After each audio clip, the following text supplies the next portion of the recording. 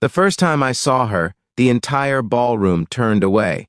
Not because she wasn't beautiful, but because people didn't know how to look at her without staring.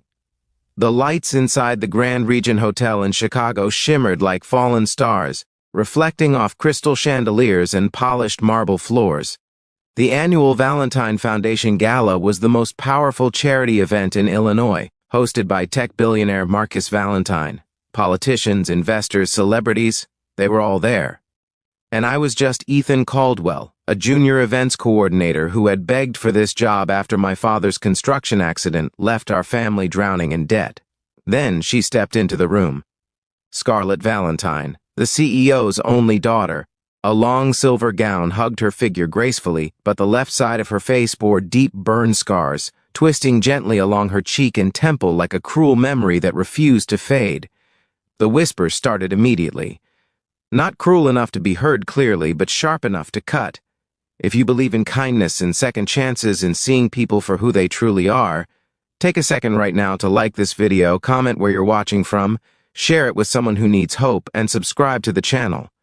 Because stories like this deserve to be felt, not just heard. I wasn't supposed to be on the ballroom floor. My job was behind the scenes, checking lighting cues, coordinating waitstaff, ensuring everything ran perfectly. But when the band announced a formal dance segment and couples began pairing off, I saw something that made my chest tighten. Scarlett stood alone. Not one man approached her. Not one. Some pretended to adjust their watches. Others suddenly became fascinated with their champagne glasses. Even the men who moments earlier had been boasting about their bravery in business battles couldn't muster the courage to cross the floor.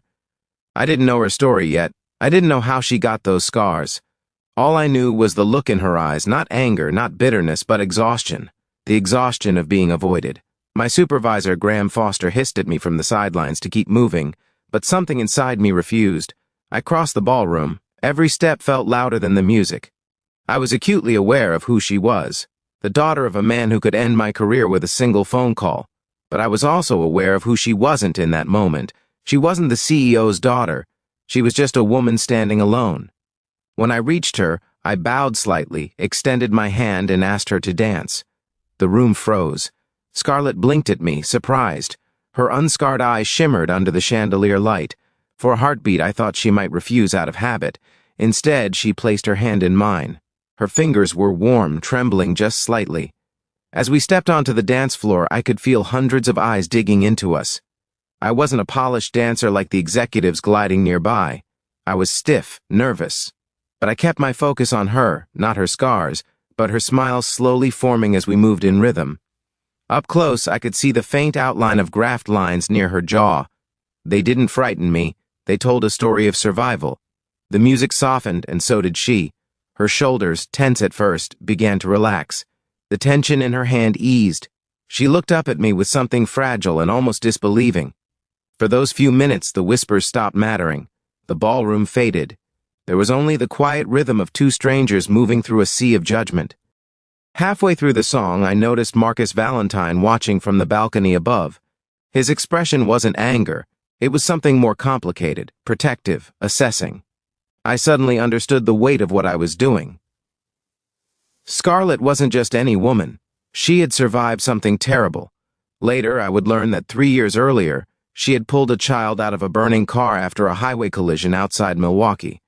The explosion had left her scarred, but the child survived without a scratch. The media had praised her for weeks, until the headlines moved on and only her scars remained. The music slowed to its final notes.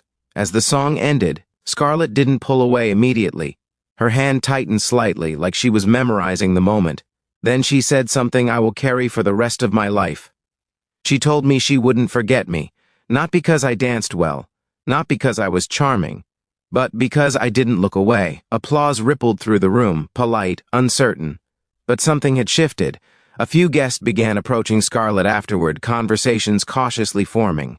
The ice had cracked. I thought that would be the end of it. I was wrong.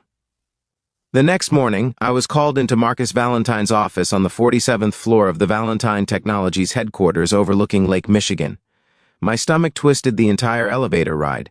I expected to be fired for overstepping my place. Instead, Marcus studied me quietly from behind his glass desk. He asked why I had done it. I told him the truth. I said no one deserves to stand alone like that.